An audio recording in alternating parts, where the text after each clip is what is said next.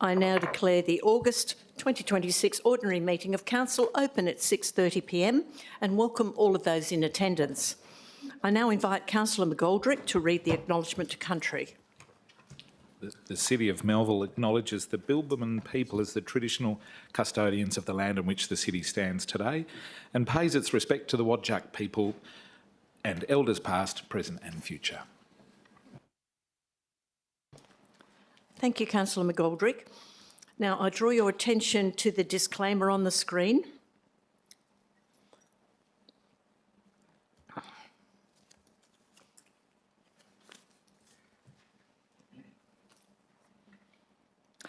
The affirmation of civic duty and responsibility on the screen.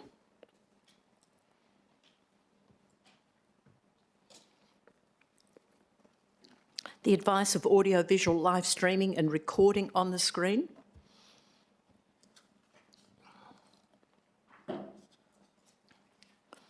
The privacy and responsible information sharing collection notice on the screen.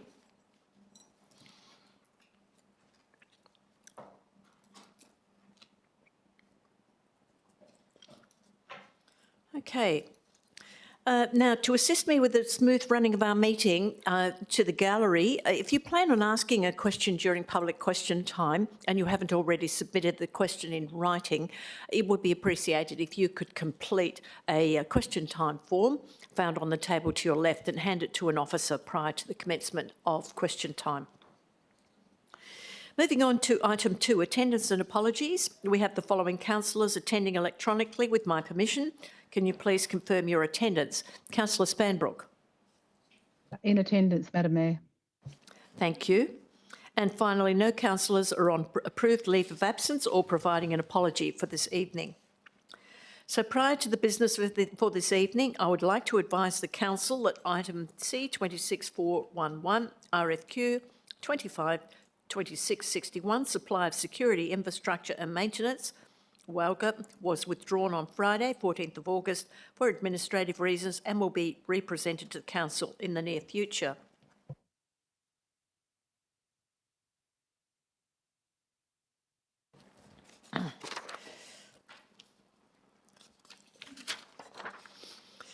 Item 3, declarations by members. We now move on to the declarations by members.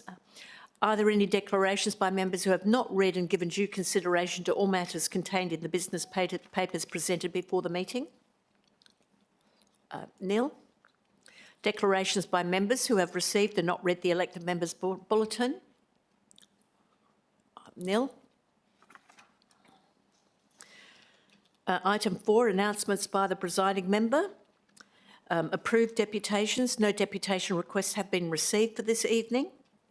Approved written submissions. Additionally, one written submission has been approved in relation to item UP 2594, Review of Local Planning Policy 3.1 Residential Development. This information has been circulated ahead of the meeting to elected members and a copy will be included in the minutes of this meeting. Can the Head of Governance, number 5, disclosure of interest. Can the Head of Governance please advise if there are any disclosures of interest for this evening? Ms Newman. Thank you, Madam Mayor, and through you. The Mayor has declared an interest in item M2695, attendance at Perth South West Metropolitan Alliance delegation to Adelaide. The Mayor is declaring a financial interest and has elected to leave the meeting for that item. Ms Bowman, the CEO, is also declaring an interest in item M2695, attendance at Perth South West Metropolitan Alliance delegation to Adelaide. The CEO is declaring a financial interest and will stay and observe the proceedings of the discussion and debate. Ms Bowman is declaring an interest in item M2699, confidential staff matter. She's declaring an impartiality interest and will remain in the meeting for that item. The CEO is also declaring an interest in item M26100, confidential staff matter. The CEO will declare a financial interest and leave the meeting for that item. And Councillor Hong is declaring an impartiality interest in item CD 2671, draft Morris Buzzacott Reserve Site Development Plan. Councillor Hong will remain in the meeting for that item. Thank you. Thank you, Ms Newman. We're now going on to public question time. I now open public question time at 6:37 p.m. One question has been received with notice this evening. If we have the questioner here in the meeting or have a representative to ask the question, could you please make your way to the microphone to ask your question?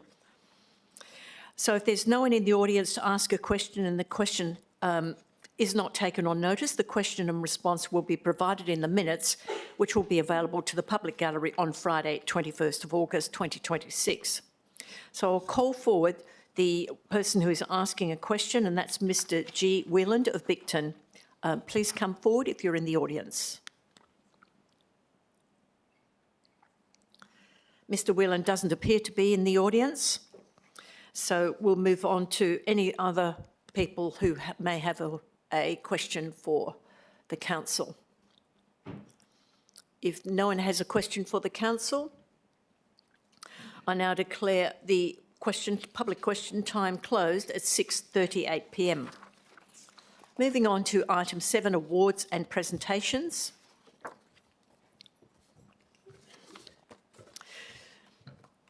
We have a number of awards for presentation this evening, and I'll be assisted by the Deputy Mayor with this. I will start by asking Mr D. Timmel, President of the Melville City Hockey Club, and Mr D. Cole, President of the Rotary Melville, to the Rotary Club of Melville, to present an award to Mr L. Endersby.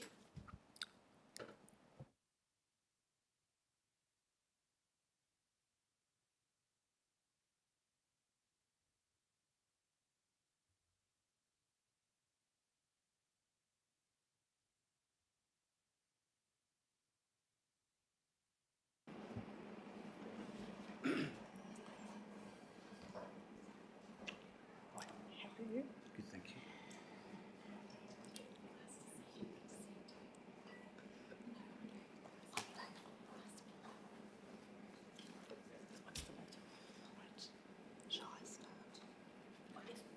Okay. Lol Endersby. Rotary believes that pride taken in one's work, the sense of responsibility to do a job well, is still one of the greatest intangible assets of our society.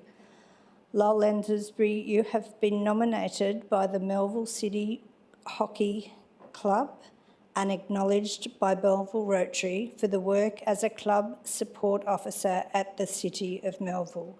You have demonstrated effective and enthusiastic support to local sporting community clubs within the Melville City.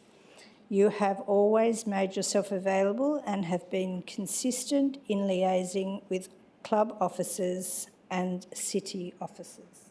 So congratulations. Thank you very much.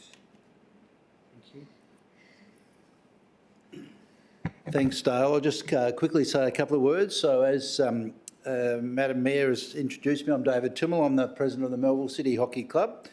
And the Melville City Hockey Club very much supports the Rotary Pride in Workmanship Award, and would like to thank Lowell very much on the work that he's done in terms of building the relationship between the City of Melville and the Melville City Hockey Club. Councillors and people in the gallery may not know, but the Melville City Hockey Club is the largest hockey club in Australia, based here in the City of Melville. And we appreciate that sometimes we can be a bit pushy and ask for things. Never. And Sorry. a good example of that was about this time last year when they tried to change the Morris Bozzacott Reserve into part of Scarborough Beach. But we managed to work our way through that very well, and that was some of the work that Lowell did with us. And in particular, we'd like to thank Lowell for the work that he's done with the Greater Morris Bozzacott Reserve Plan, which I think Council will debate this evening, and also the work that he's done with the Parks Group, which is now putting the grounds at Morris Bozzacott Reserve into a stage where we can actually go to our peak body, Hockey WA, to now hold finals on those grounds. So that's a really good benefit for the hockey club, good benefit for the Melville, the City of Melville. So we'd really like to thank Lowell very much on the work that he's done, and whilst we understand Lowell's moved into a different part of the city, we look forward to building on that work, and I'm sure we'll see you around the city as well. So thanks very much to Lowell and to thanks to Gail and Katie for allowing us to be here tonight to present the award. Thank you. You want to say something?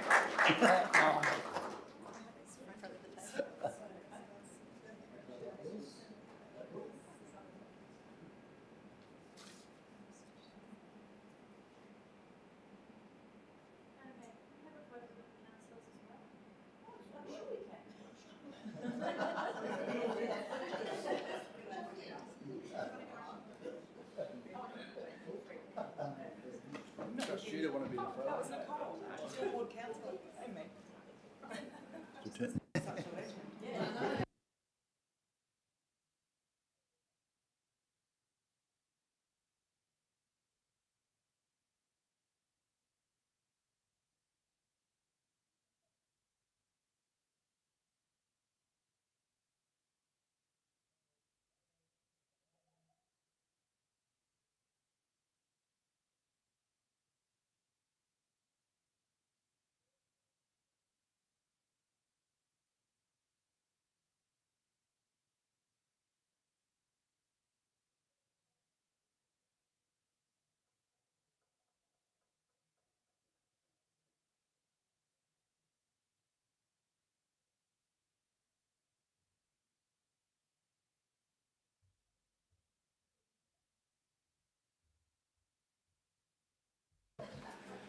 Thank you, Mr Timmel and Mr Cole, and congratulations, Mr Endersby.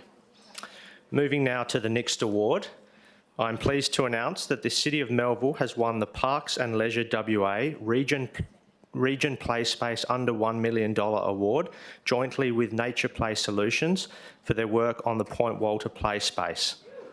The renewed Point Walter Play Space is about connection, bringing Whadjuk Noongar stories to life and creating a place where community can learn, play and reflect together. This was recognised at the Parks and Leisure Western Australian Awards ceremony last month when it won the WA Play Space under $1 million category. This project would not be what it is without the knowledge and trust placed in our senior open space designer, Emily Tallis, by local elder Auntie Marie Taylor and artist Sharon Egan. Their guidance and generosity throughout the design process has resulted in this award-winning play space. Congratulations, Ms Tallis and the Nature Play Solutions team who have brought life back to this space. Congratulations, Ms Tallis, and thank you.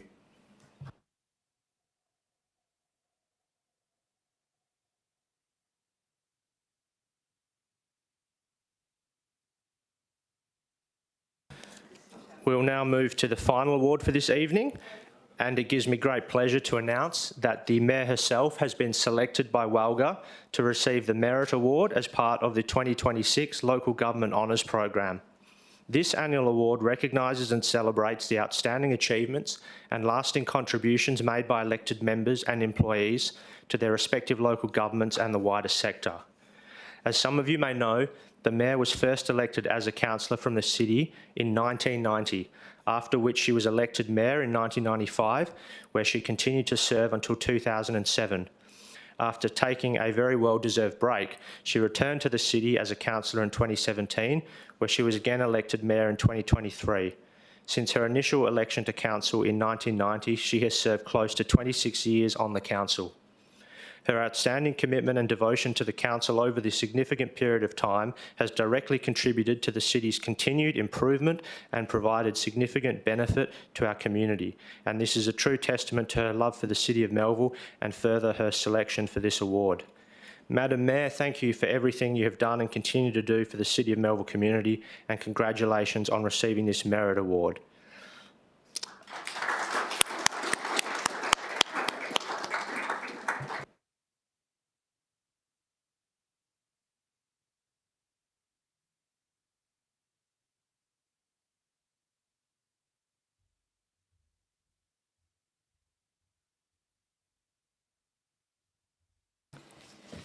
I'd just like to make a few comments in respect to the award that I received, and I'd like to thank the WA Local Government Association for this very big honour, and I'm very humbled to accept the Merit Award tonight, and I certainly didn't get here alone. Thank you to my fellow elected members and staff. Your tireless work makes what we do possible. So a special thank you to CEO Gail Bowman and to Councillor Wheatland for their support. Working in local government, our goal is to build stronger, safer and more connected communities. So this award encourages me to keep advocating for our communities. So thank you once again for this wonderful recognition.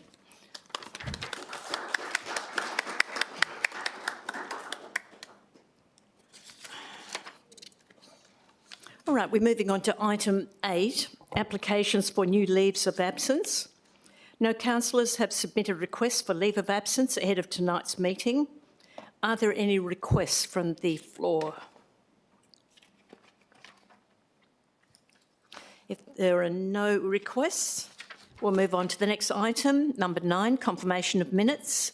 9.1, ordinary meeting of the council, 21st of July. Can I have a mover and seconder for the officer's recommendation? Thank you, Councillor McGoldrick. Seconded, Councillor Wheatland. Is there anyone against? If no one is against, I declare that carried. Item 9.2, notes of the agenda briefing forum, 11th of August. Can I have a mover and seconder? Thank you very much, Councillor Lim. Seconded, Councillor Ross. Is there anyone against? If there's no one against, I declare it carried. Item 10, new business of an urgent nature. There is no new business of an urgent nature. Item 11, identification of matters for which meeting may be closed. The following items have been identified as containing confidential attachments. RFT 252636, construction of Canning Bridge Play Space, Morra Mews, Applecross, and RFT 252644, supply of Canning Bridge Play Space, Morra Mews, Applecross.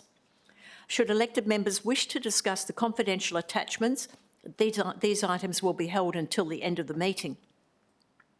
Additionally, the following items have been identified as confidential: M2699 and M26100, both of which are confidential staff matters. I'll hold these items until later in the meeting so we can move behind closed doors. Item 12, petitions. A petition signed by 10 residents was received by the City on the 14th of August 2026 in relation to rehabilitation on Manny Road. 12.1, Money Road Rehabilitation, Mr M Fitzgibbon, Melville. So can we have a mover and seconder for the officer's recommendation? Councillor Ross, seconded. Councillor Wheatland, is there anyone against? If no one is against, I will declare it carried. Item 13, adoption of recommendations en bloc. We now move to en bloc items for this evening. I advise the Council that M2695, attendance at Perth South West Metropolitan Alliance delegation to Adelaide, has been removed from the en bloc list as I have declared a financial interest in this matter and will leave the meeting when the matter is considered. The following items have been recommended to be carried en bloc. M2694, Common Seal, July 2026. C26406, RFT 252636, construction of Canning Bridge Town Centre, Morra Mews, Applecross. C26407, RFT 252644, supply of Canning Bridge Play Space, Morra Mews, Applecross. C26409, investment statements, June 2026. C26414, schedule of accounts paid, June 2026. And UP 26109, Myaree Business Area Master Plan consideration of submissions and final adoption. Can I have a mover and seconder for these en bloc items? Councillor Wheatland and seconded Councillor Lim. Is there anyone against? If there is no one against, I declare it carried. Item 14, reports. For the convenience of those in the public gallery, I will start by bringing forward item CD 2671, Draft Morris Buzzercott Reserve Site Development Plan. Before tabling the item, I advise the Councillor Hong has declared an impartiality interest in this matter and will remain in the chambers for the discussion, debate and vote on the item. Can I have a mover and seconder for the officer recommendation? Councillor Robbins, seconded Councillor Hong. Is there anyone against? I declare it carried. Oh, you want to speak? You would like to speak. Yes. Okay, thank you. Councillor Robbins. Thank you, Madam Mayor. As a kid, I spent a fair bit of time at Morris Buzzacott Reserve. I played on the tennis courts where every week we all aspired to be the best player and earn the highly coveted prize of a can of Coke. I attended Girl Guides and blue light discos in the community hall, and after school at Cardinia Primary, my friends and I would race down the hill from the school oval to the footy oval below. That was almost 30 years ago, and while the reserve remains an incredibly important community asset that continues to serve generations of local families, some parts of it are really old, really tired, and in need of some love. That is why I'm pleased to support the recommendation before us today regarding the draft Morris Buzzacott Reserve Site Development Plan. Morris Buzzacott Reserve is one of the city's most important district-level sporting and community facilities. It plays a significant role in the lives of many residents across Cardinia and the wider city of Melville. The challenge with Morris Buzzacott Reserve is that it is home to more than 10 user groups spread across a large and diverse site. While some groups share facilities, many have their own dedicated spaces and infrastructure. Unlike the redevelopment of Shirley Strickland Reserve, where significant investment could be focused into a fantastic central facility shared by multiple clubs, Morris Buzzacott operates very differently. Shirley Strickland's been a fantastic outcome and a tremendous asset for the community. However, Morris Buzzacott's users are spread right across the reserve, each with their own needs and priorities. And that is what makes this plan so important. It provides a coordinated approach to future development across the entire reserve, bringing together upgrades, refurbishments and redevelopment projects into one vision, one pathway forward and one long-term plan for the site. Importantly, this plan recognises the many community groups that call Morris Buzzacott home. The reserve is much more than a sporting venue. It is a place where people come together to get involved, build friendships and improve their health and well-being. The clubs and organisations that use this reserve provide enormous value to our community and create opportunities for people of all ages and abilities. I particularly want to acknowledge the volunteers who are the backbone of these organisations, and we have many of them here this evening. Behind every successful club are volunteers serving on committees, coaching teams, managing players, maintaining facilities, running canteens, organising events and supporting participants week after week. Their contribution often goes unseen, but it's absolutely vital. These organisations are about much more than sport. They support young people, build leadership skills and create a strong sense of belonging. Their contribution to community wellbeing cannot be overstated. The site development plan provides a framework to support those groups into the future. Well-planned infrastructure is an investment in people. Improvements to the reserve will help support participation, involvement, volunteers and the long-term sustainability of the clubs and community groups that use it. It's also important to recognise that adopting this plan does not mean every project will happen immediately. Rather, it provides a strategic roadmap that can guide future priorities and investment as opportunities and funding become available. I'm very pleased that following this evening, assuming it gets support, this draft plan will now proceed to public consultation. While user groups have already provided valuable input, this next stage gives the broader community the opportunity to help shape the future of this important reserve. I encourage everyone with an interest in Morris Buzzacott Reserve to get involved. That includes clubs and their members, but also those who simply enjoy using the reserve. The more feedback we receive, the better informed council will be when making future decisions and the better the final outcome will be for our community. In closing, I again thank the many clubs, members and volunteers who contribute so much to Morris Buzzacott Reserve and our wider community. A plan like this has been a very long time coming. I remember the discussions about upgrades at Morris Buzzacott when I was first elected to the council, and I'm really pleased that this evening we're hopefully taking another step towards seeing some upgrades down there. So this site development plan provides a clear framework to support the groups, guide future investment and ensure the reserve continues to serve our growing community well into the future. For those reasons, I'm pleased to support the recommendation. Thank you. Thank you very much, Councillor Robbins. Councillor Hong, do you need to speak to this item? You do. Thank you. Thank you, Madam Mayor. First, I would like to sincerely thank the volunteers from the 10 sporting clubs and community groups who gave their time and shared their practical on-the-ground knowledge through the workshops. I would also like to thank the city officers who have worked on developing this plan. Their combined input has helped shape the 26 proposals in this plan, and I believe this collaborative collaborative approach is one of its greatest strengths.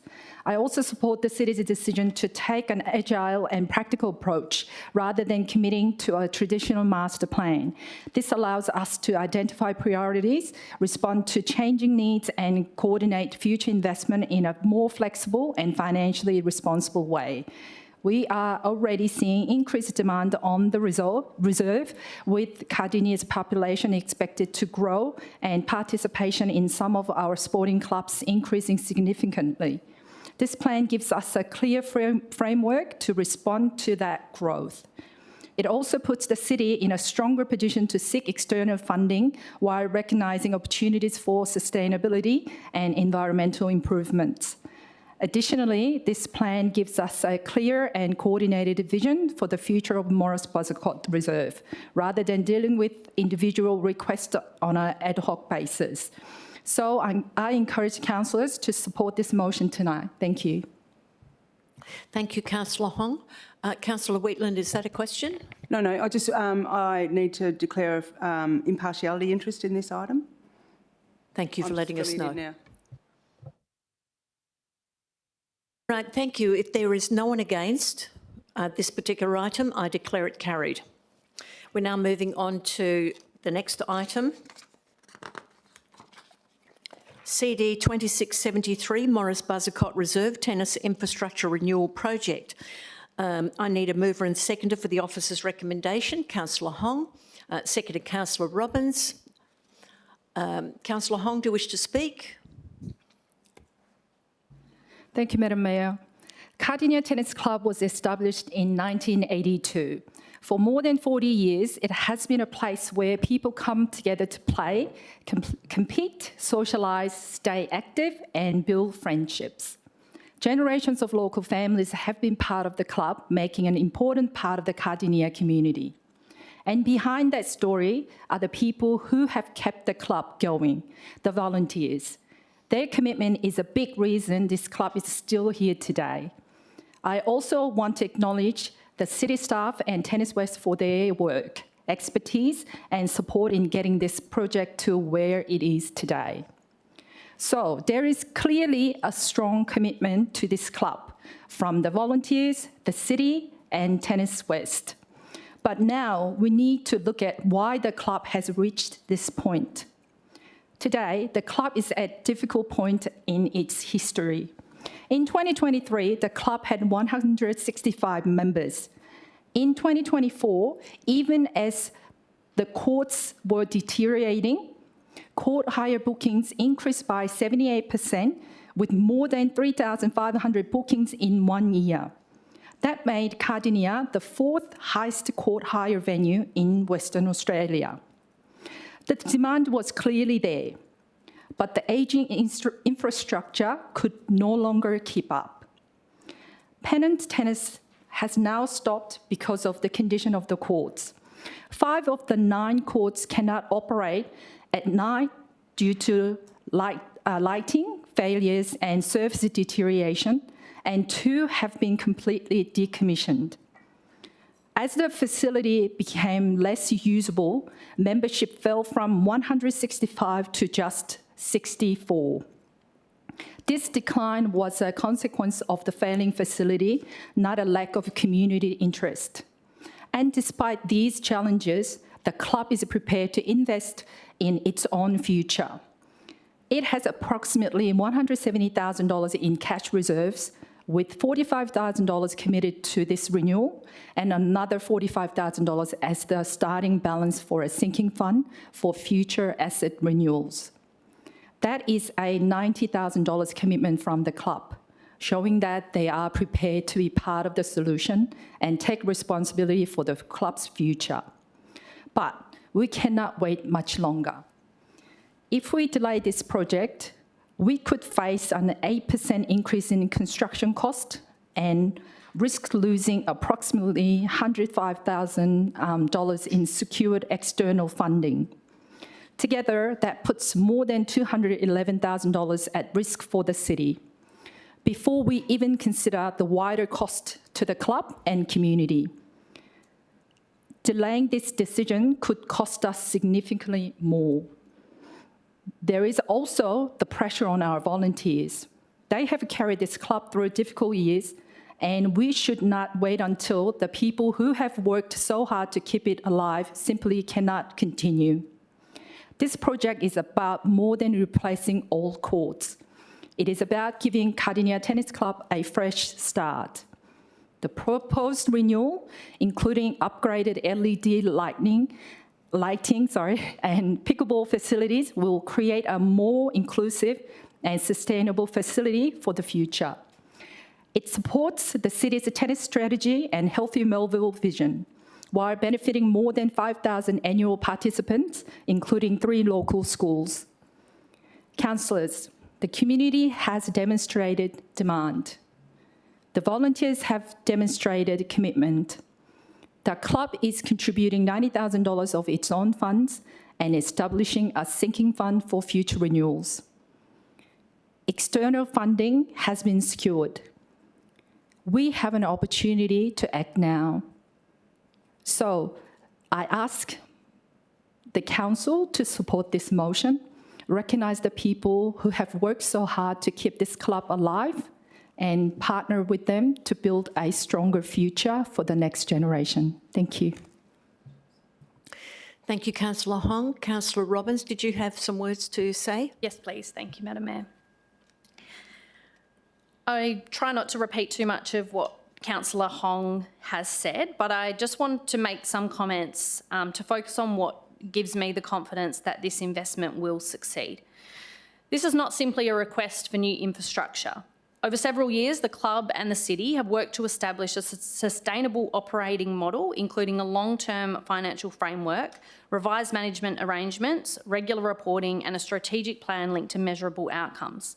In other words, this isn't a case of building first and hoping for the best. The planning, governance, and financial modelling have been done. Importantly, the club has also demonstrated its commitment through direct financial contributions and a sinking fund for future renewals. I also want to acknowledge the considerable work that has gone into reaching this point. The club has been working towards renewal for nearly 7 years. Through grant applications, planning, consultation, design reviews and countless meetings, its volunteers have remained committed to achieving a solution that benefits the wider community. That perseverance deserves recognition, and I just want to particularly thank Michelle Magdy from Tennis West and Dale from the Cardinia Tennis Club for their work and commitment over the years. We've had many conversations and many meetings, and I'm very proud that it's finally culminated in the item that's before us this evening, and hopefully it gets the support. But what excites me most is that this project is about more than replacing ageing courts. Modern lighting, automated access systems, improved drainage and pickleball facilities will create a more flexible and accessible recreation space that reflects how people participate in sport today. It will provide more opportunities for people of different ages, abilities and interests to be active and connected in their local community. Tonight, we're investing in more than courts. We're investing in a facility with a clear plan, a committed community, a sustainable model, and a vision for the future. I'm really excited about the opportunity that this presents. I'm excited about what it means for Morris Buzzacott Reserve. I'm excited for the people, not only of the Cardinia Tennis Club, but just the general Cardinia community to have a fantastic facility on their doorstep. And I ask you, fellow councillors and the Mayor, for your support. Thank you. Thank you, Councillor Robbins. Is there anyone against? Councillor, may I Councillor say something? Spanbrook, yes, I'm not taking any further debates because there is nobody against, so there is no debate. It's not actually a debate. I just want to make a point with regard to the city officers, with regard to Cardinia Tennis Club. I think it's very important. Yes, I think we need to move on, Councillor Spanbrook. Unless the council would like to hear. I think we should let Councillor Spanbrook. Yeah. Yeah, well, the issue is, Councillor Spanbrook, unless you're speaking against or have a question, then we need to move on. Well, in actual fact, Madam Mayor, I'm just wanting to recognise the City of Melville officers for keeping this project going and for progressing it through. Because as of just only a few weeks ago, we didn't even hear anything about Cardinia Tennis Club. So I think it's important to recognise the Director Muriel Pickering and Dean Burton for continuing this project, and to where it's got to at the moment has been as a result of the officers. I just Okay, think that's thank very you. important to note that. All right, thank you very much, Councillor Spanbrook. If there's no one against, I declare this carried. We're moving on to M2696, adoption of proposed CAT amendment local laws 2026. I need a mover and seconder for the officer's recommendation. Councillor McGoldrick, seconded. Councillor Wheatland, is there anyone against? I declare it carried, and let's just wait a moment for the gallery to exit.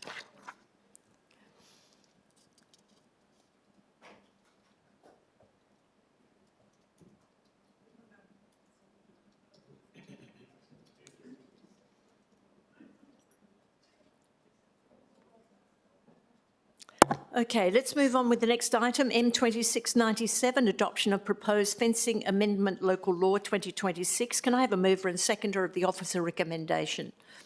Wait, why is it?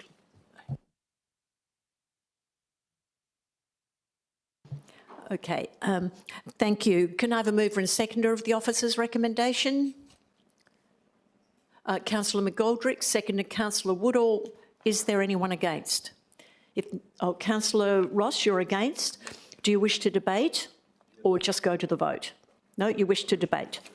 Okay, thank you. Councillor McGoldrick, can you open the debate, please? Thank you, Madam Mayor. Wish to refer to the officer's recommendations. Thank you, Madam Mayor.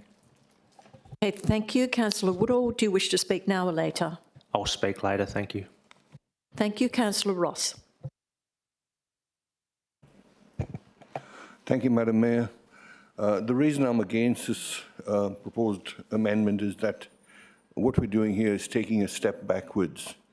The amendment proposes to delete the previous requirement to comply with the Australian standards. So what this council is actually saying is that in relation to safety, we know better than the Australian standards, and we're going to put the safety of our residents and ratepayers at risk because we are going to we're not going to comply with the Australian standards.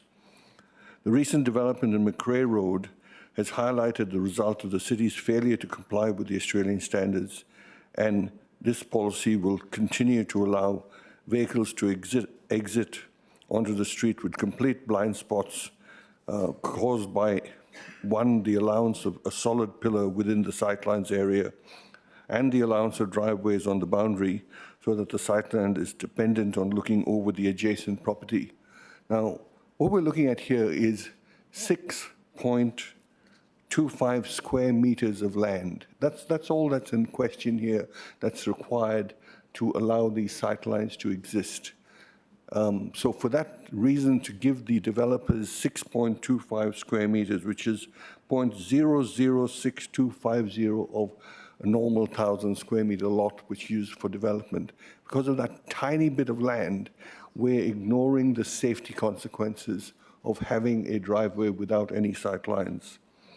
So the city has said that the WAPC will not support this, but the city can respond with showing the safety issues. And really all we're talking about is a driveway that exits on the left side of a property needs to be set back 2.5 meters from the boundary line. The driveway on the other side doesn't need a setback. So that's the only one place that these safety issues come into question. And that's what's being, and as I said, that's 6.25 square meters of land that's being saved by ignoring the safety standards. The city spent thousands of dollars on a legal report from Bronwyn Weir, who upheld the community concerns about sightlines.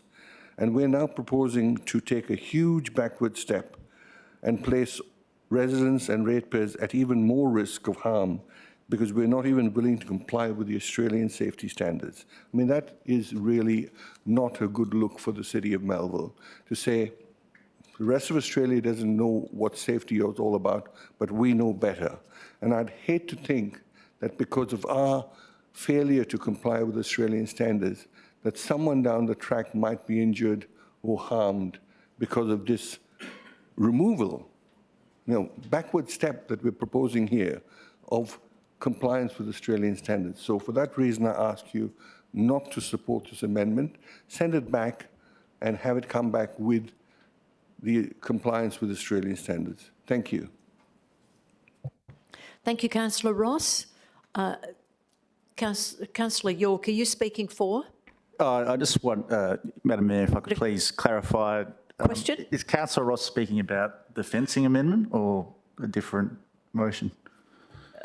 The adoption of the proposed fencing amendment local law M2697? Yes. Use your microphone. Sorry, it's the fencing amendment that has the changes that removes the compliance with the Australian standards. That's what I've read anyway. Thank you. Is there a speaker for? Any further speakers against?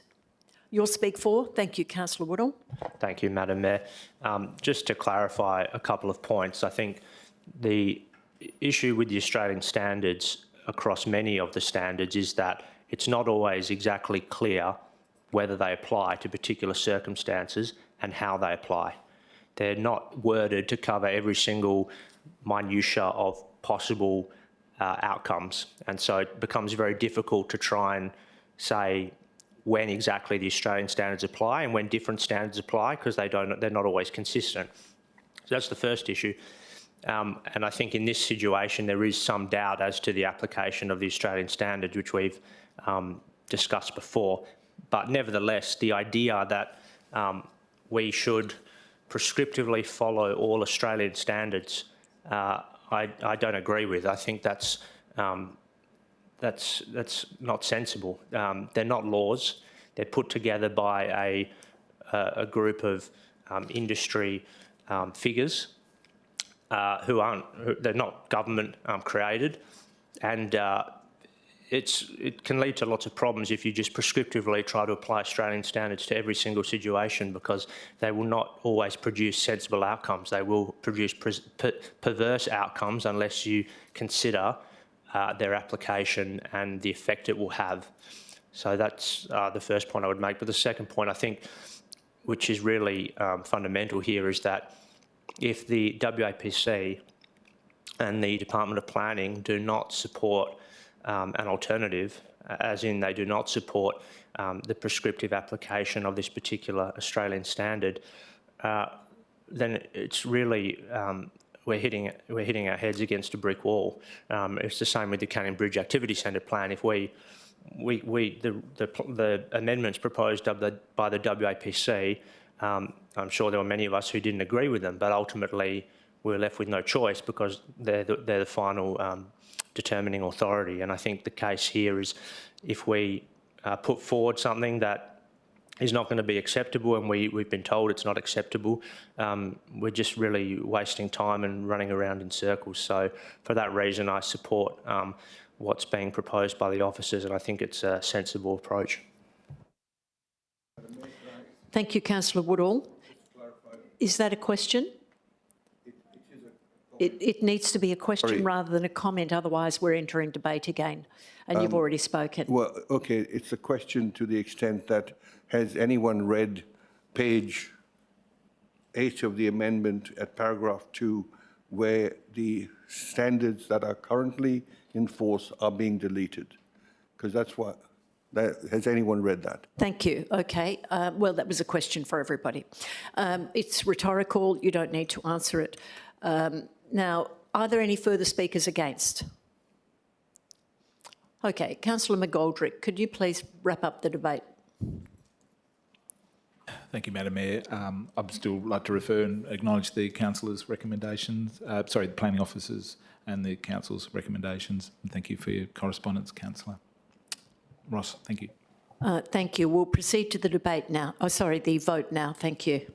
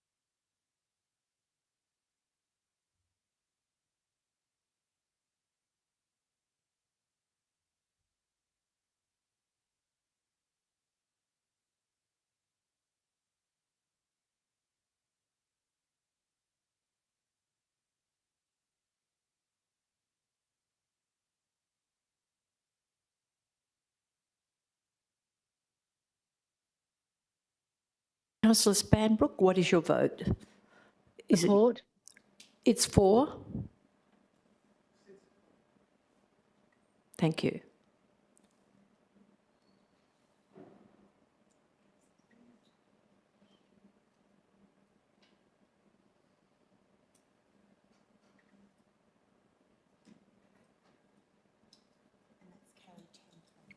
That's carried 10-3.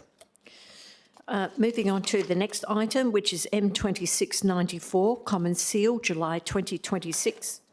Oh, sorry, en bloc, we've already dealt with it. We're moving on to the next item, M2695, attendance at Perth South West Metropolitan Alliance delegation to Adelaide. Before tabling the item, I advise the Council that Ms Bowman, Chief Executive Officer, has declared a financial interest in this matter in accordance with Section 5.70 of the Local Government Act and requests to remain in the meeting and observe discussion and debate on the item. I have also declared a financial interest in this matter in accordance with Section 5.70 of the Local Government Act, and I will leave the meeting and ask the Deputy Mayor to take the chair.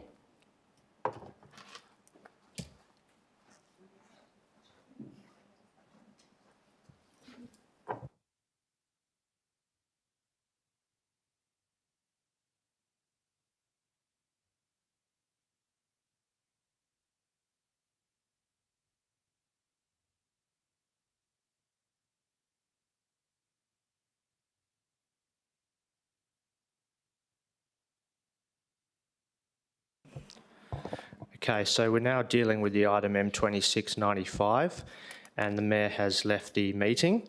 So can I have a mover and seconder for the officer recommendation, please? Moved, Councillor York. Seconded, Councillor Lim. Is anyone opposed to the motion? Councillor Deputy Spanbrook. Mayor, thank you, Acting Mayor. I'm just curious, what is the Mayor's interest in this item? Mr Yildiz, if he's available to answer that question. If not, Ms Newman.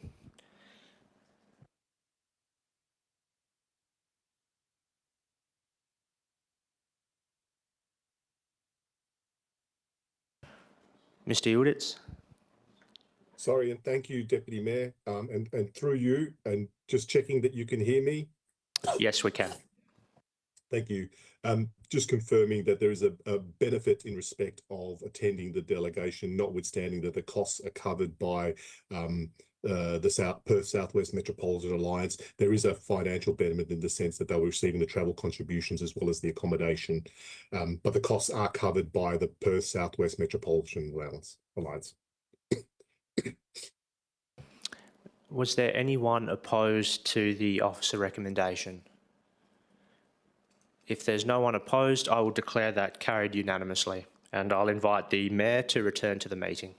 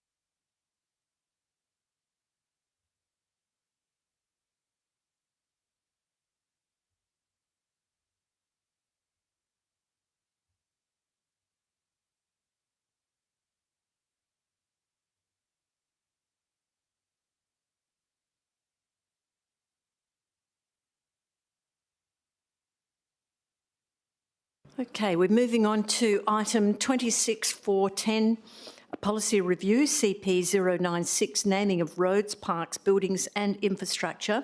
Can I have a mover of the officer's recommendation, please? Councillor Ross, is there a seconder? Councillor Woodall, is anyone against? If nobody is against, I declare it carried.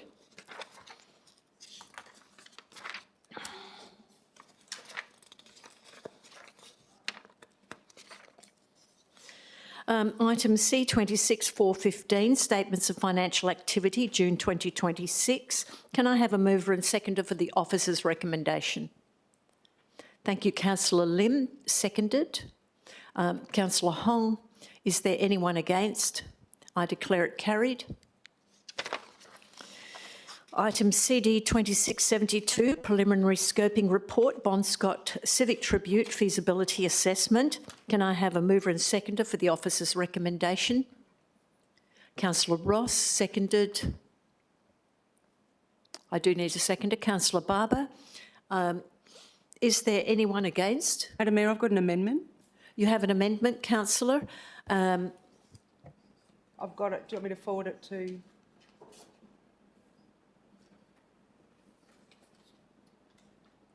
Okay, thank you, Councillor Wheatland. What is your amendment? Yeah, I'm just opening it up. Hang on. Yeah. Okay. Thank you, and I'll forward this to governance as well.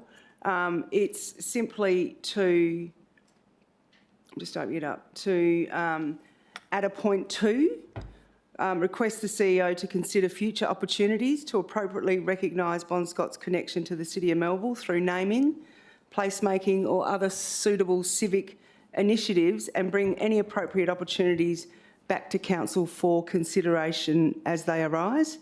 And number 0.2.3, and add on to the end of it, it says request the CEO to write to ACDC's representatives and Bonscott's estate manager advising of Council's decision, and the last bit is, and that Council remains open to appropriate future opportunities to recognise Bonscott's connection to the city. Now, I'll just forward that to you, governance. Do you want me to, I'll wait for a second.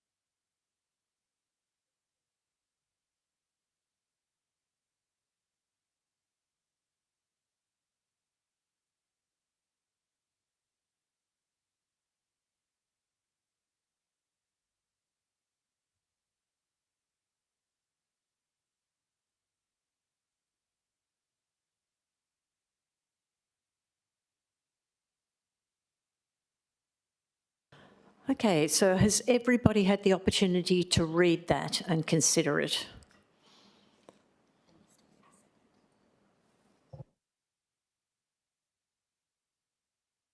Right, now we're looking for a seconder. Is there a seconder? Councillor Green, thank you. Councillor Wheatland, please speak. Thank you. And look, I apologise that I did mention this last week at the ABF, but I didn't actually formalise the words to it until probably, I don't know, 3:30 this afternoon. That's what happens when you've got ADHD. But the reasons why I'm moving this amendment is that the officer report identifies that a full feasibility assessment would cost approximately $25,000 and doesn't recommend proceeding with that work at this stage, and I totally accept that advice. I don't believe council needs to commit to a standalone feasibility study or a major capital project right now in relation to this. And to be clear, when I first moved this motion initially, it wasn't about doing a festival or buying a statue or anything like that. It was about connection and it was about place. At the same time, this report, the officer's report, recognised Bonscott's cultural connection to Melville and identifies future naming and cultural opportunities as possible alternatives. Now, we've got the Leopold Hotel getting redeveloped at the moment, and there could be a really easy ask in that development of the developers to name something in that place. Or, you know, it could be an opportunity at the town square in Applecross or somewhere within that precinct. We've also tonight considered and passed a revised naming of city assets policy, which also provides a practical pathway for future recognition proposals to come back to council. This amendment just keeps that opportunity open without committing council to a particular site, a project or money. Any future proposal would still need to demonstrate an appropriate historical, cultural or locational connection, and it would then come back to council for a decision or consideration. The intent is simple. Don't spend $25,000 on a feasibility study now, but don't close the door on appropriately recognising Bonscott in the future. And the conversations I've had throughout this journey since I moved the motion last year to now is that there are people, he used to sleep on couches in Applecross. He used to frequent the Raffles Hotel. It was their favourite venue of the band that he was in at the time. I think it was the Valentines. So I didn't just want this to be the end of it. So I just ask for you to consider this amendment and consider the connection and the opportunities and the people that will bring to the City of Melville. Thanks. Thank you, Councillor Wheatland. Councillor Green, do you wish to speak now or later? I'll reserve my right, thank you. Is there a speaker against? There's no speaker against. If there is no speaker against, Madam Mayor, I'm happy Councillor to speak against Spanbrook, this. yes, I can't see you on the screen, so I don't know if you are for or against. No, I'm against this motion. You're this against it. amendment. Thank you. The Madam Mayor. amendment, actually. We're just on the amendment, so in the yellow. Okay, you're against. Would you like to speak to it? Against it, yes, I will. I'll just make a couple of points that I think that we're going, you know, way off track here because there are a lot more recognisable and people to be acknowledged, you know, than Bonscott, who was actually born, not actually born in Australia either, for that matter, but just a few people who, you know, people might want to know. Glenn Jakovich, I mean, gosh, you know, champion, connected to City of Melville. Sean Marsh. We've got, I'm just having a look right now, you've got Joel Creasy. You've got Heath Ledger. We know about Heath Ledger and his connections as well. So I think that we need to keep it more, you know, we need to be more parochial and keep it to, you know, people who have real connections and even people who, such as stalwarts within society, even community members who have actually, you know, spent, you know, umpteen amount of volunteer hours, who have actually really put in effort into the City of Melville before we consider someone who wasn't even born in Australia. Thank you. Thank you. Councillor Green, did you wish to speak now? If that's the way we would like to. Well, if there's another proceed. speaker against, it doesn't appear there is. Okay, sure. It's probably, if you want to speak, it'd probably be a good idea if you did. Okay, yeah, I'll speak now. Firstly, I'd just like to reiterate a couple of Councillor Wheatland's points. I think it is important that we don't close the door on this this opportunity to recognise a very well-known figure for Perth and globally, and certainly the City of Melville. We have Bon Scott is buried in the city of Melville, and his gravesite is a significant attraction. Many people visit it, and regardless of our thoughts on future tourism opportunities, to have people coming to visit his grave and for us to then close the door on an opportunity for those people to come and recognise some of the other areas in our city where Bon Scott frequented, I just think it doesn't make sense to just close the door altogether. Place naming has been a subject on council recently also. I don't see any reason why we shouldn't be considering Bon Scott for place naming in future. And it certainly doesn't, by doing so, it certainly doesn't exclude naming some other well-known, well-recognised, high-achieving people that have a connection to our area either. I think this amendment makes a lot of sense. I think going back to Bon Scott's estate with a hard no just doesn't seem right. I also agree that at this point in time certainly doesn't make sense to spend the money on the feasibility assessment, but the opportunity does not need to be closed out altogether, and I think that opportunity remains. Bon Scott is a huge figure in Australian culture, let alone City of Melville culture, and beyond Australia also, and therefore I commend Councillor Wheatland's amendment and fully support it. Okay, Councillor Wheatland. Thank you, Madam Mayor, and thank you everyone for your comments. Look, I just want to make a couple of points, and you know, Bon Scott's not just locally known as a musician, he's an international recognised icon and cultural figure.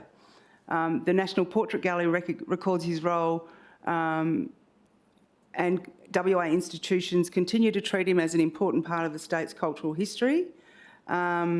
In the report, it identifies Bon Scott as one of Australia's most iconic cultural figures, and that his connection to Palmyra, whilst it may be the only solid evidence that we've got, is that he's buried there. It's his final resting place, and the Jack Daniel bottles that sit around his where he's resting is testament that he is living there, not living, resting there.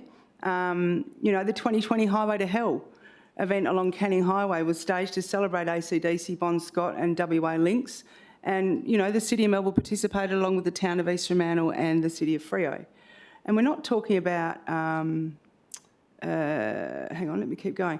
He was born in Scotland, but his significance is tied to the life, career and cultural identity he built here in Australia. His dad was a painter and docker on the wharves. There are conversations around the wharf that he was living in Palmyra, but that is not true. Whether he was born in Australia is really beside the point. The question whether he has a genuine connection to the city and whether that connection forms part of our local cultural history. And in my view, it does. But this amendment is not asking us to spend a truckload of money. It's just asking us to appropriately, where there are opportunities, to appropriately recognise that connection. And it's not solidifying anything. It is keeping the door open, as Councillor Green said. So it's as simple as that. I ask you to support this. Thanks. Okay, I'm going to suggest that we vote on item 2 and 3 separately because they seem to be a bit similar, but the third one seems to be a softer version. So I'll take a vote on the first amendment, first part of the amendment, item 2. So can we have the voting?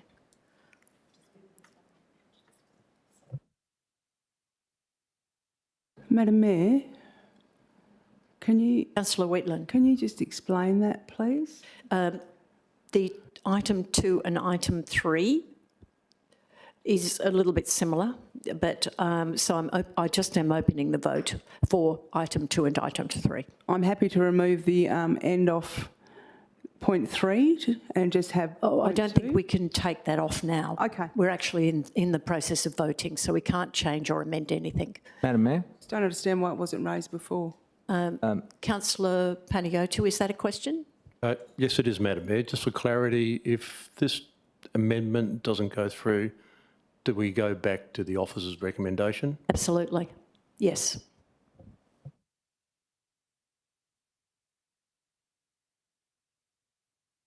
Madam Mayor, could I just ask a question? What is your question? It's in relation to removing the second paragraph. The third paragraph would then read that we're writing to ACDC and representatives in Bollinscott's estate advising them of a council's decision, but I'm not sure that if we remove the second paragraph, there really is a decision. Hold on.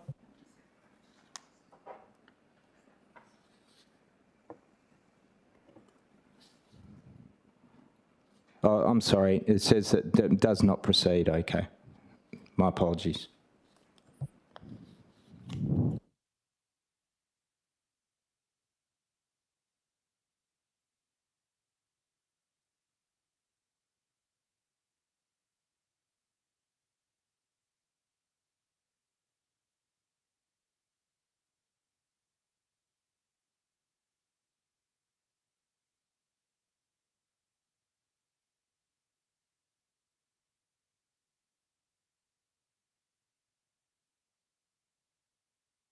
Okay, we're voting on point 2 of the number 2 of the amendment. So green means you support Councillor Wheatland's amendment, which is in yellow, and red is if you don't support it. Councillor Spanbrook. I'm against. Against, okay, thank you.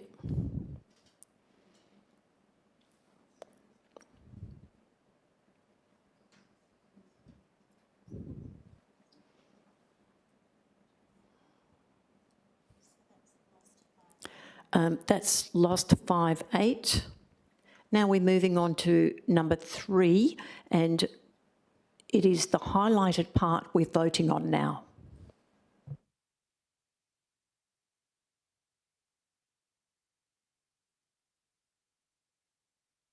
Councillor Spanbrook, are you for the part in yellow? Councillor Wetland's addition in yellow?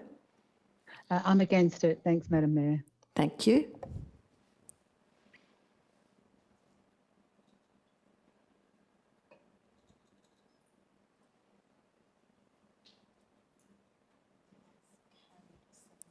And that's carried 7-6.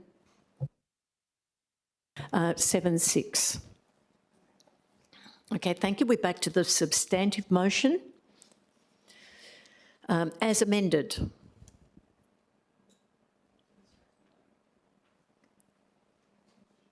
Okay, we'll just wait a moment.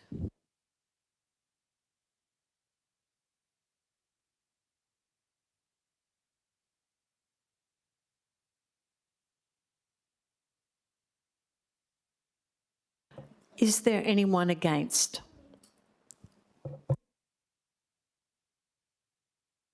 Councillor Spanbrook? Sorry, this is the... This is the amended, yeah, as amended. So can you see the yellow? That's now included in the motion. So are you against? No, I'm not against that. You're not against. Okay, if there is no one against, I'll ask the mover and seconder, did you wish to speak at this point? Councillor Ross? No, I don't need to speak. Thank you, Madam Mayor. Okay. Thank you, and Councillor Barber indicated she will not speak either. So if there is no one against, I declare it carried. Thank you. All right. We're on to UP 2594, Review of Local Planning Policy 3.1, Residential Development. I remind the Council that a written submission has been received in relation to this item and was circulated by the governance team earlier this week. A copy will also be available in the minutes of the meeting. Can I have a mover and seconder for the officer's recommendation? Councillor Robbins, moved. And is there a seconder? Councillor Woodall. Is there anyone against? Oh, Councillor Ross, thank you. Councillor Ross, do you wish to speak? Yes, please, Madam Mayor, but perhaps I have a question. Would Okay. it be possible to move an amendment to remove point 1?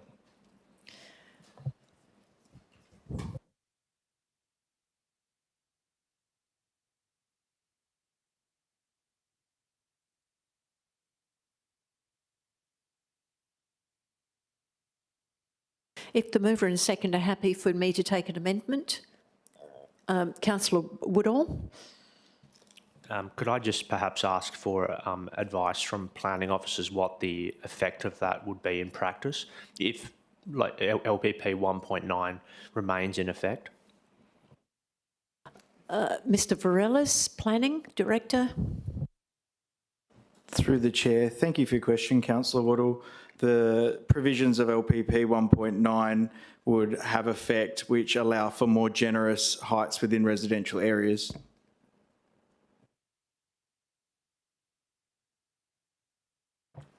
Right, thank you. Councillor Ross, you wish to proceed with your amendment?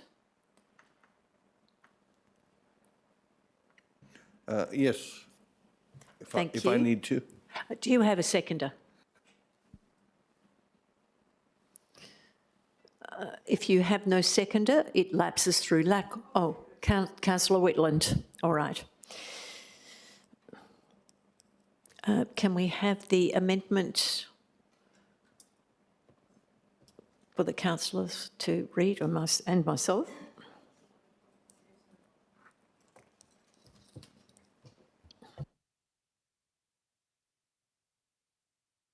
Madam Mayor, I think we'd actually have to remove points 1 and 2 because number 2 follows on from 1. Right, thank you. Councillor Ross is amending the officer's recommendation to remove item 1 and 2. Is the seconder, Councillor Wheatland, happy with that?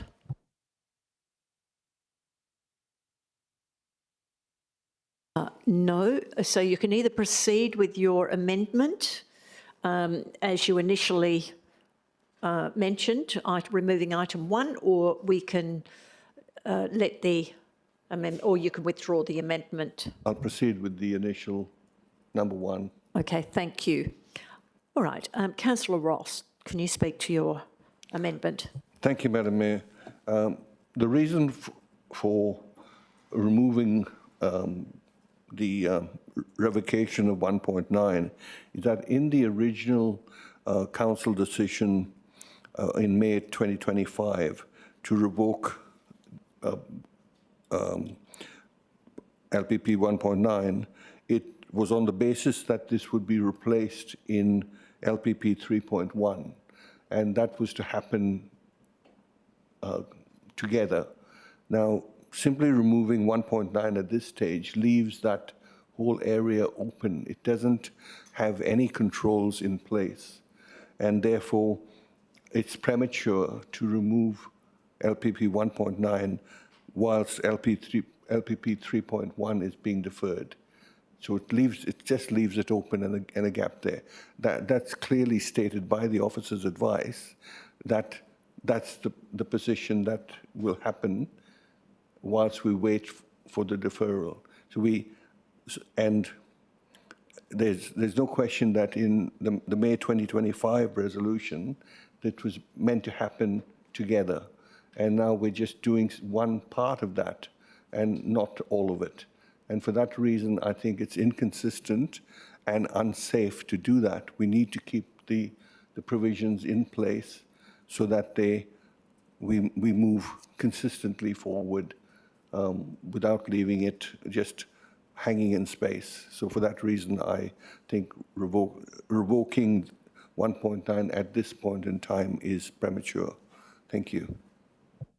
Thank you. Councillor Wheatland, do you wish to speak now or later? No. Councillor Robbins, is that a question or? Yes, a question, please. Okay, thank you. Could I please just ask the officers to explain, because obviously they're of the view that revoking 1.9 while we defer consideration of 3.1 is suitable. So could I just ask them to explain why they think that that won't leave a gap? Director Varelis? Through the chair, thank you for your question, Councillor Robbins. I'll defer to the manager development approvals to provide further clarity on that matter. Ms Bainbridge?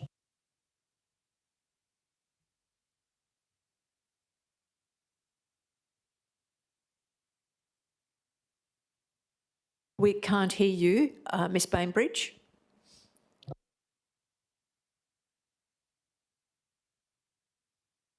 Can you hear me now? Yes, thank you. Please proceed. Thank you through the chair. Sorry about that.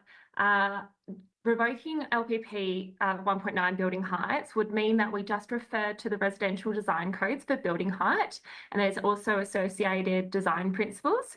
So if someone wanted to lodge a development application for additional height, they can do so, and we can consider that additional height. We would just require more consultation and more engagement with the community. There were some provisions that we proposed to carry over into local planning policy 3.1 for residential development, which would allow for some additional discretion above the R codes on sloping sites, but we can just exercise discretion where appropriate and advertise where appropriate in the interim period. So ultimately, if we revoke LPP 1.9, we can just use the residential design codes.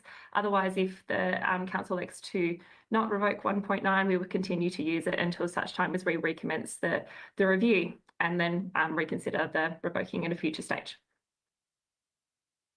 Thank you. Councillor Robbins, did you have any further questions? No.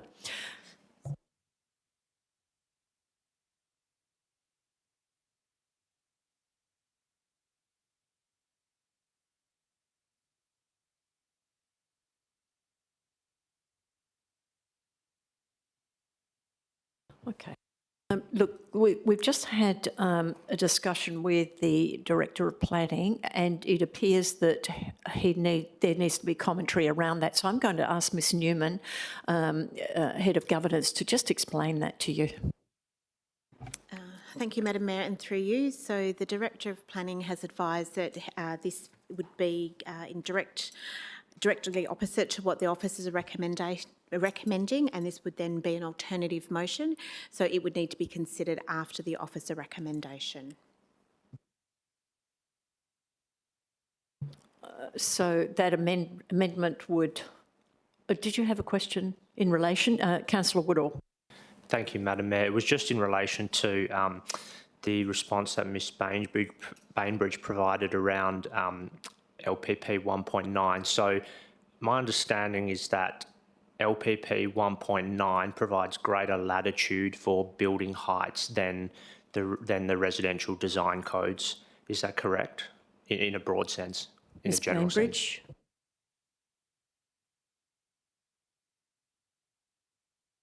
We can't hear you. Sorry, thank you through the chair. Sorry about that. Yes, the local planning policy 1.9 allows for more height than the residential design codes. It appears that this amendment needs to be removed from the table and considered after we have dealt with the officer's recommendation. Ms Newman, Governance just explained that. Would you like her to explain it again? Okay, Ms Newman. Thank you, Madam Mayor, and through you. So advice from the Director of Planning is the amendment to remove point 1, revoking planning policy 1.9, is in direct contravention to the intention of the officer's recommendation, and as such it would need to be an alternative motion. So that would need to be considered after the officer recommendation, as it's an alternative motion without notice. Councillor York. Madam Mayor, I move that the motion be put, please. We don't really need to go there because the amendment is now removed from the table. We are now on the substantive motion. Is there? We're back to the. Oh, sorry. Sorry, that's what I mean. The officer's recommendation motion. Okay, we're on the officer's recommendation now. So we have a mover and seconder there. Is there anyone against? Councillor Ross, you'd be against. Do you wish to speak against this, or are you happy to proceed to the vote? I'm happy to proceed to the vote, Madam Mayor. I think I've said what I need to say. Yeah, Councillor Ross is foreshadowing an alternative motion, just to make sure that everybody understands that, and that will be decided upon after the officer's recommendation has been dealt with.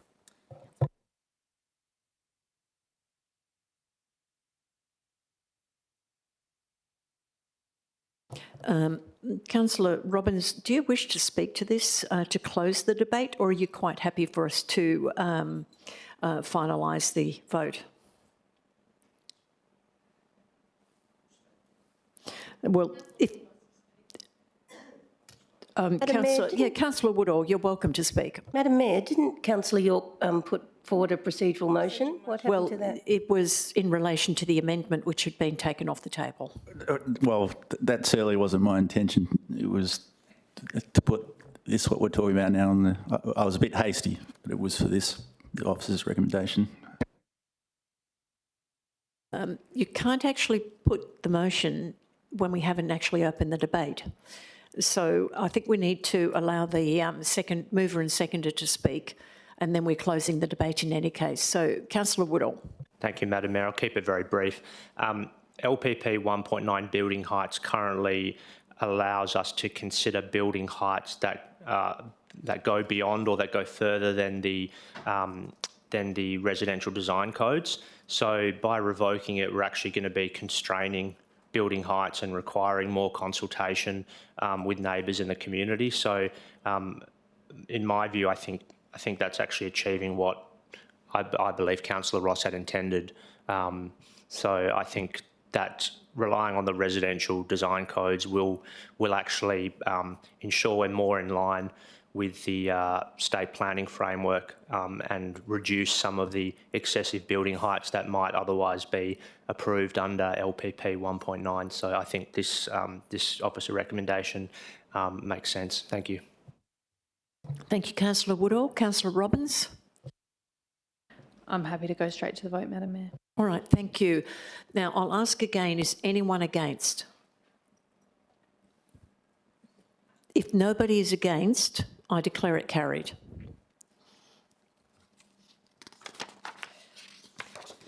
Item 15, motions with previous notice. We now move on to motions with previous notice. 15.1, notice of motion, impact of proposed state planning reforms on local planning scheme number 6. The motion was proposed by Councillor Wheatland. Councillor Wheatland, do you wish to proceed? Yes, you do. Do you have a seconder?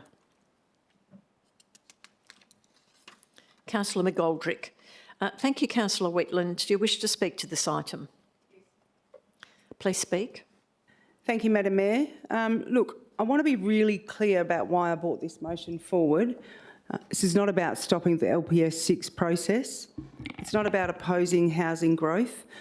And it is not simply asking officers to keep doing the work they are already doing.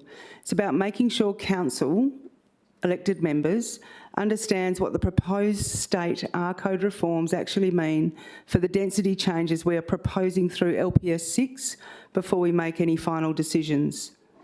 I've heard from people in the community who want to stop the LPS 6 process and wait until the state government finalises its R code reforms. And I understand why they are asking that.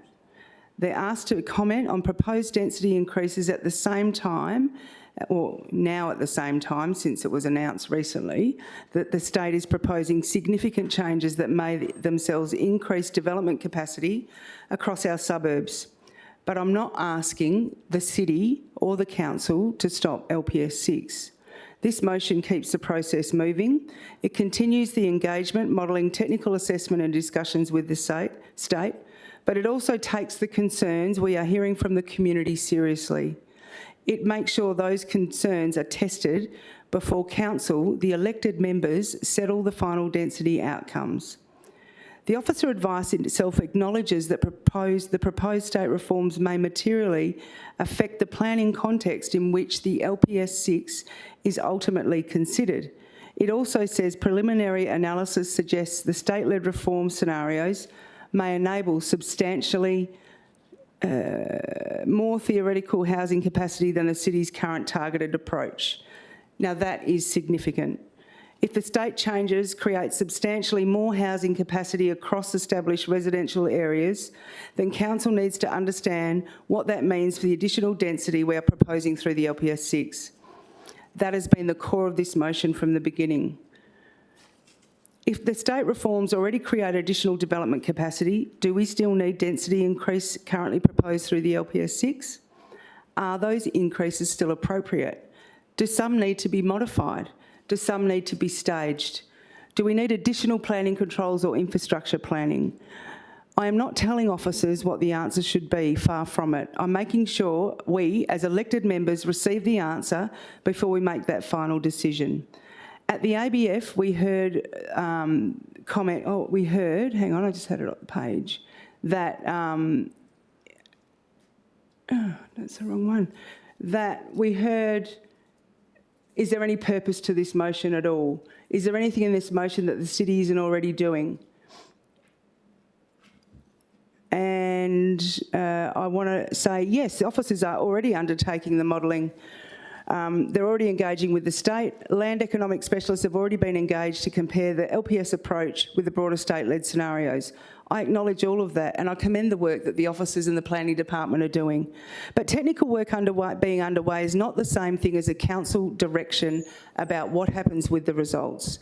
The officer advice says the motion provides a governance pathway for council to receive information about the implications of the reforms, and that's important. The motion now has been refined further with point 5 to make sure the outcomes of that work are ultimately connected back to the actual density proposal in LPS 6. That is the part that's going beyond the modelling has already been done.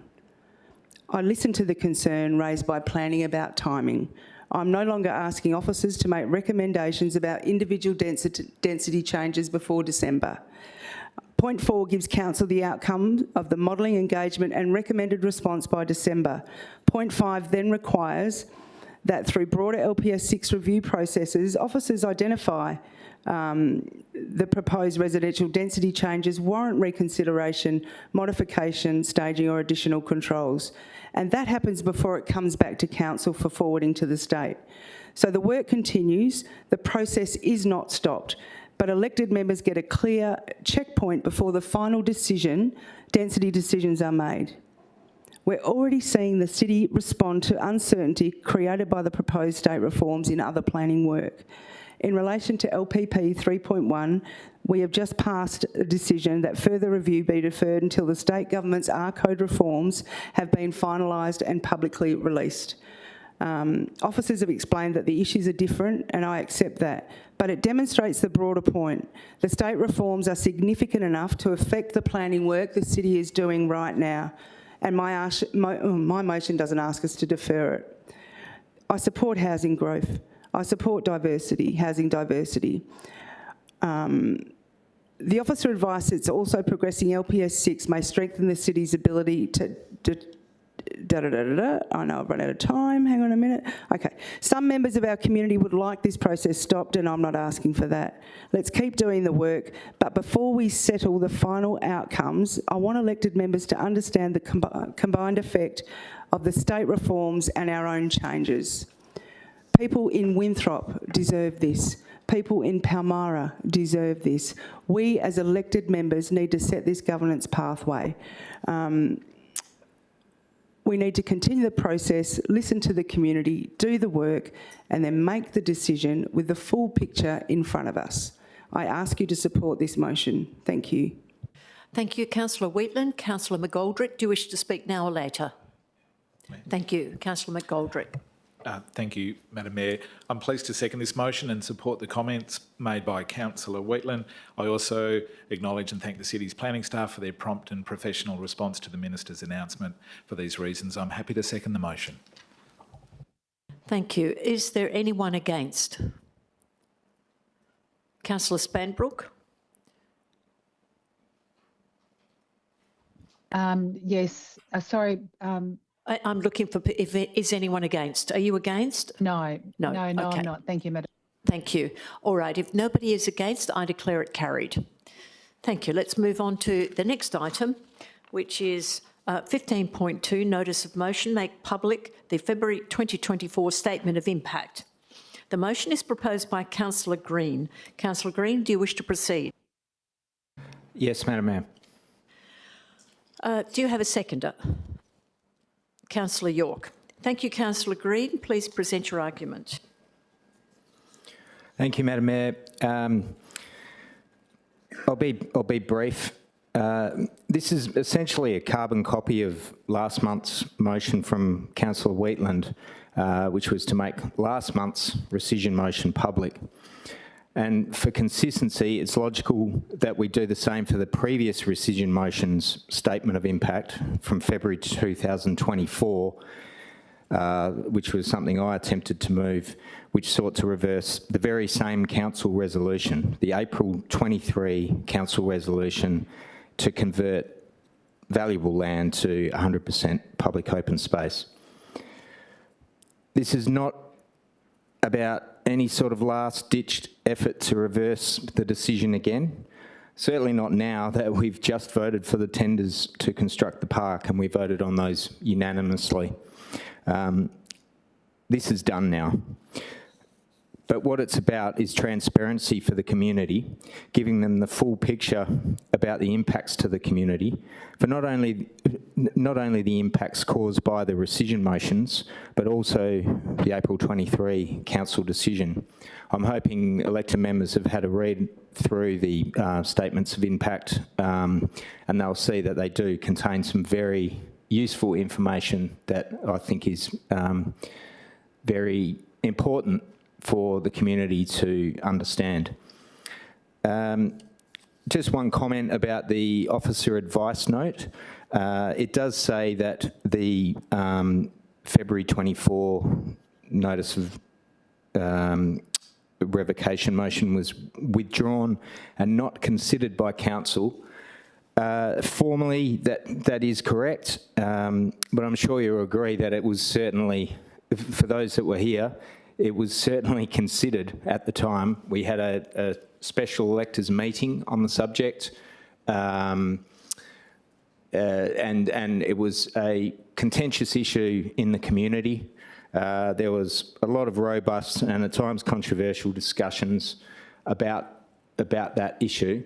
So I really do believe that the community deserves to have the full picture of the impacts, firstly of the April 23 council resolution, but then secondly for both of the rescission motions. Both of those statements of impact contain very informative information, very useful information, very important information. I think this is not only important for transparency, but also for future consideration by not only council, but by the community for any future decisions that that council may make.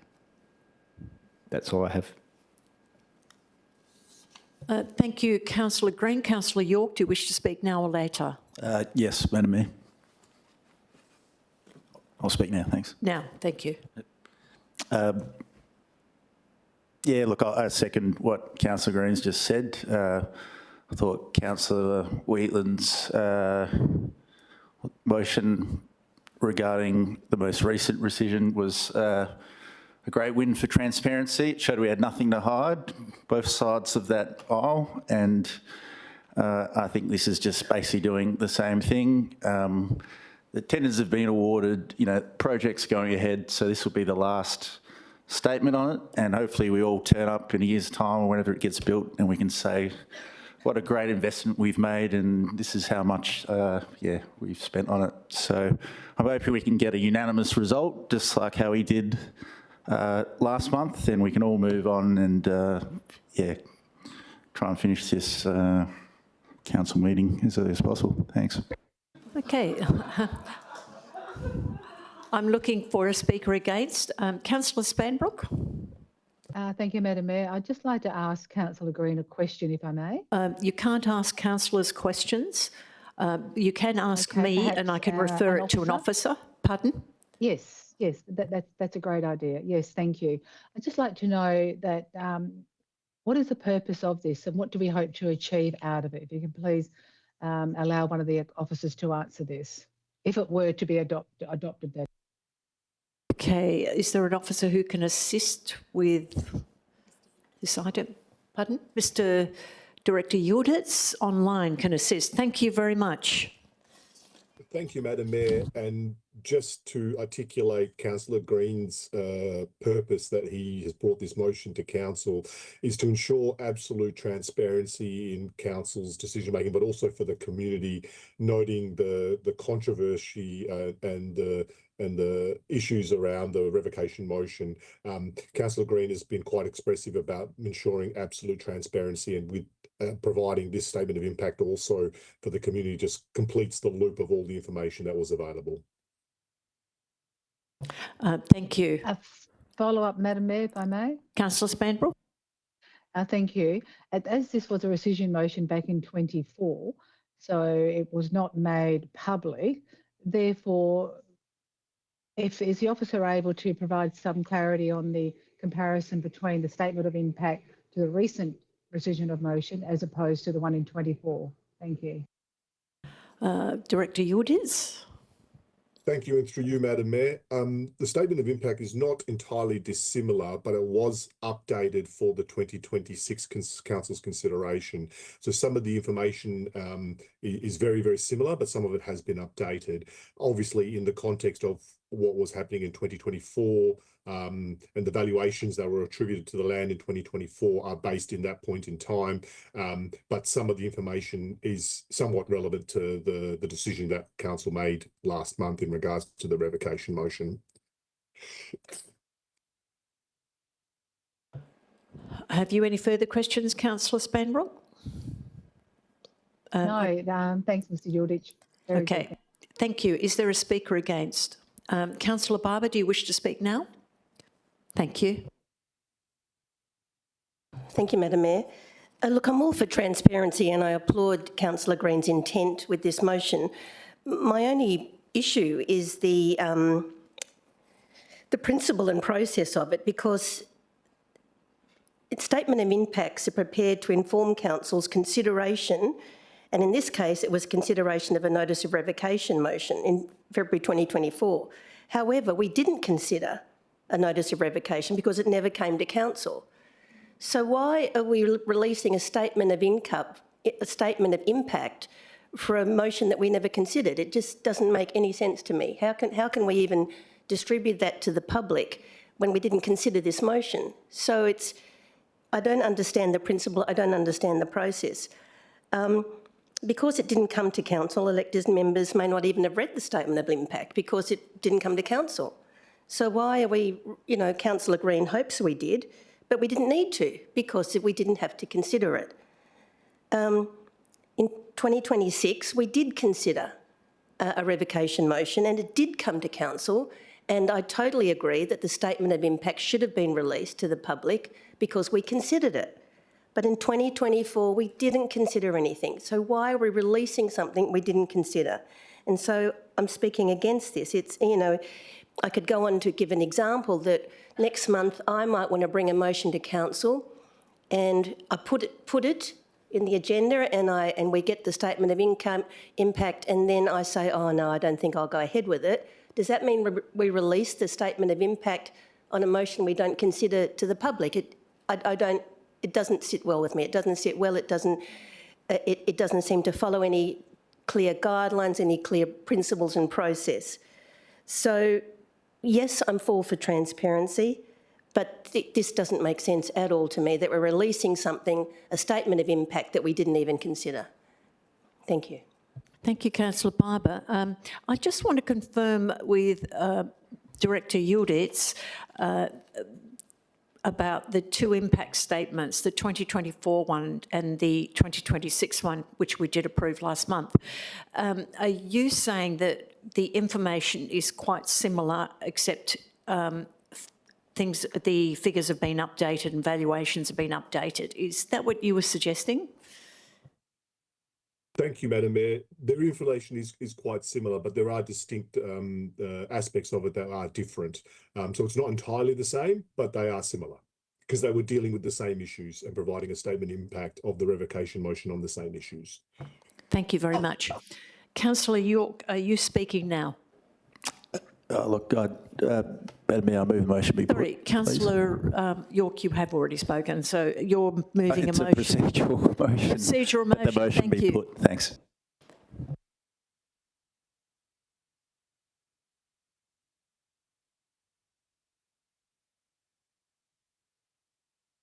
Well, because this motion has been put fairly early in the piece, do councillors wish to debate this a bit further, or are you happy for it to be closed? So I'm only posing that question because it's very early in the piece. Councillor Ross, is that a question? No, I'd like to speak against the motion, so I'd like to continue the debate, please. I think, Councillor York, we haven't had enough debate really to proceed with a motion of that nature. If we had a little more debate, most definitely. As the seconder, can Councillor York put a procedural motion to put the I'm motion? not entirely sure. He's already moved a motion. He's already seconded a motion, so can he?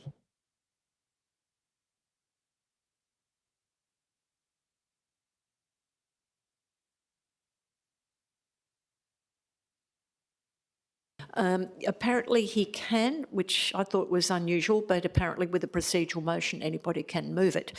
So I will take one more speaker for and against. So Councillor Ross. Madam Mayor? Councillor Wheatland. I thought once there's a procedural motion on the table, we need to vote on that. Can we have some clarity around that, please? At my discretion, I have said that I think I'll take one more on each side and then proceed with wrapping up the debate in the light of the fact that that motion was put. Okay, so we have Councillor Ross. Thank you, Madam Mayor. Look, I totally support transparency, and for that reason, I would normally support this motion. However, I think that this motion is an attempt to justify previous actions. It's self-interest that's brought this motion, and I think that is actually against the principles of motions being brought. So it's been brought in the self-interest of justifying what was done in the past. Councillor Ross, could you please withdraw your statement of self-interest? That is Yeah, point of order, Madam Mayor. Yes, I don't think that's needed. That needs to be retracted. Thank you very much. I retract that statement, Madam Mayor, but I am concerned that this is not in the interest of the community, that's the reason that this is being brought. So for that reason, I don't support it, and I don't think it should be supported. Thank you. Thank you very much. Councillor Green, can you wrap up the debate, please?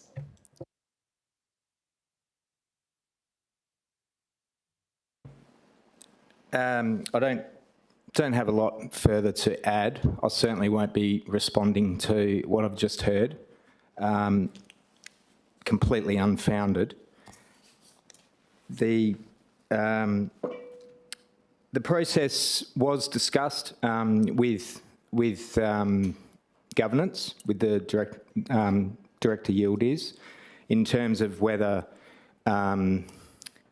the statement of impact can be released to the public, and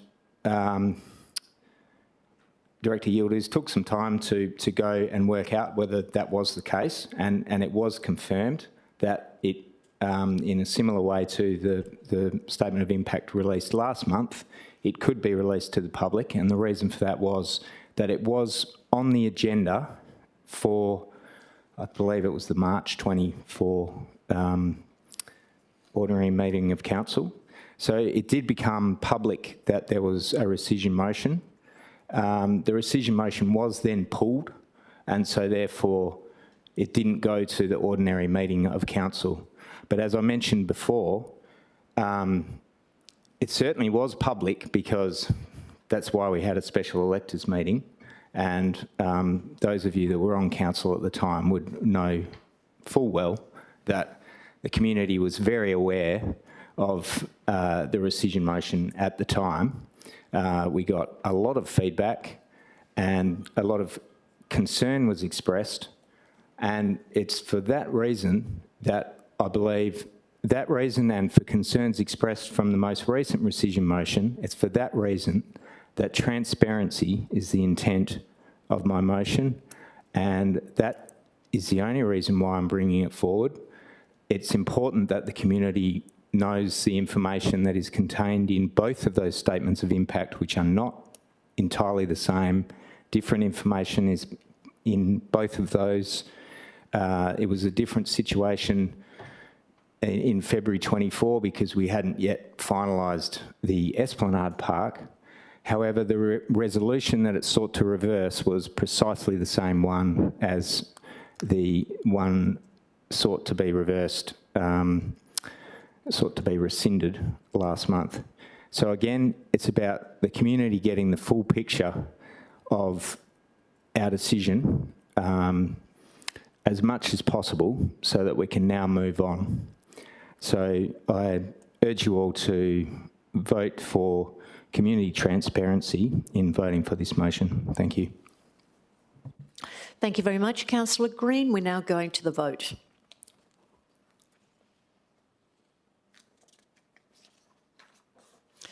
Councillor Spanbrook, what is your vote? Are you for the Councillor Green's motion or are you against? Madam Mayor, I'm against it. Thank you.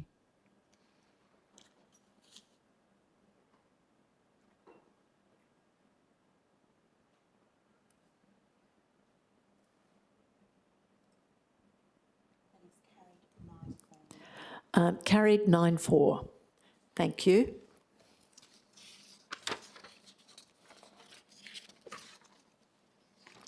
Okay, item 16, motions without previous notice. There are no motions without previous notice for tonight's meeting.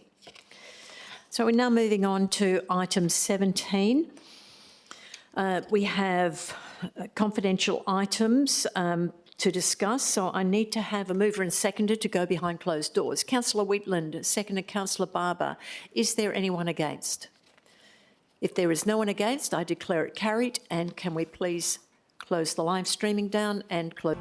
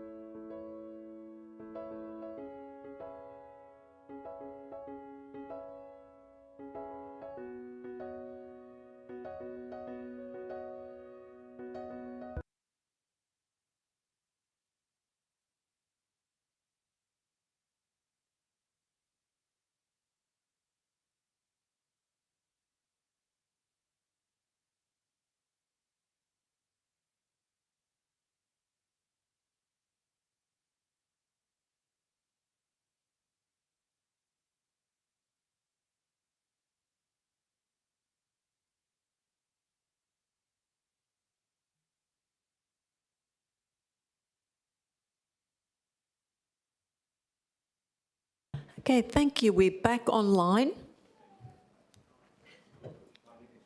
So for the purpose of the minutes, the following items were discussed. M2699, confidential staff matter and the officer recommendation was carried. M26100, confidential staff matter and the officer recommendation was carried. We now come to 19, closure. For the purposes of the minutes, can the following councillor please confirm they're still in attendance? Councillor Spanbrook. Yes, Madam Mayor, I'm in attendance. Thank you very much. There being no further business, I declare the meeting closed at 8:56 p.m. Thank you very much for your attendance tonight. Good night, everyone.